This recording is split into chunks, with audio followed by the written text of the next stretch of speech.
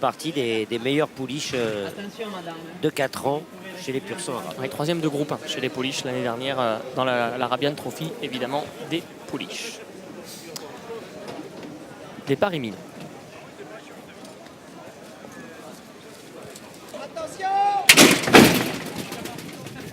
Parti pour la 6e, le Qatar Derby des pur sang arabes de 4 ans. 2000 mètres à parcourir dans cette compétition avec un bon départ pour le numéro 3, Motrag, mais encore mieux parti le numéro 1, Alafrit, qui va servir de leader dans cette compétition. Il est aux commandes et compte maintenant une longueur d'avance sur le numéro 9, Hazard, casaque bleu à pois blanc au toque noir, qui est en 2e position, alors que le numéro 4, Al-Muntez Monlo, se rapproche à l'extérieur en étant désormais 3e. On retrouve également le numéro 5, Lightfit, une casaque rose et blanc qui vient côté corde, qui est accompagné notamment par le numéro 8, My First General, alors que patiente à cet instant en retrait le numéro 2, Jabal Kassioun, qui est donc à l'arrière-garde avec Diva Dupan, le numéro 12, la seule pouliche au départ de cette épreuve. Toujours aux avant-postes, le numéro 1, Alafrit, qui anime. Alafrit qui a le meilleur devant. En 2e position, toujours ce numéro 4, il s'agit d'Al-Muntez Monlo, accompagné en 3e position maintenant par le numéro 9,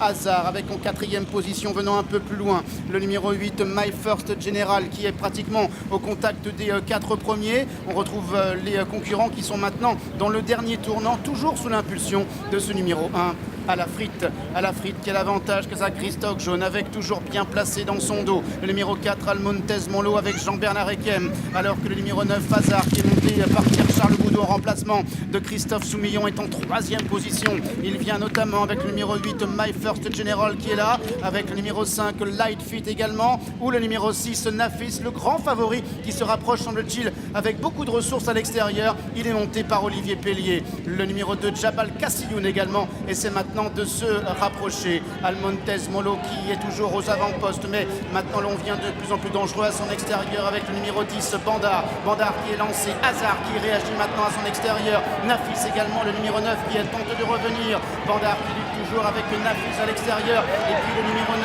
Hazard, qui essaie maintenant de se relancer, Hazard toujours pour la victoire, Hazard avec le numéro 6, Nafis qui à la fin va peut-être venir s'imposer. La 2e place reviendra au numéro 9, Hazard. Olivier Pellier qui est allé au bout de son entreprise avec le favori Nafis, qui a mis du temps avant d'aller chercher Hazard, lequel a longtemps fait illusion pour la victoire. 6 et 9 pour le couplet gagnant de cette course. Le favori Charles Gourdin qui s'impose ici. Au niveau groupe 1, il y a une grosse tête à l'arrivée entre les 2 premiers. La 3e place est pour le numéro 10, Bandar, qui était dauphin de Nafis en dernier lieu. Puis la 4e place qui va revenir au numéro 11, Daham, lequel n'avait plus couru depuis 230 jours. Et avec excellente rentrée pour celui qui était le meilleur 3 ans jusqu'à l'automne l'année dernière chez les pur sang arabes. Oui, une victoire qu'il a fallu aller chercher, malgré que Olivier allait très facilement tout au long du parcours.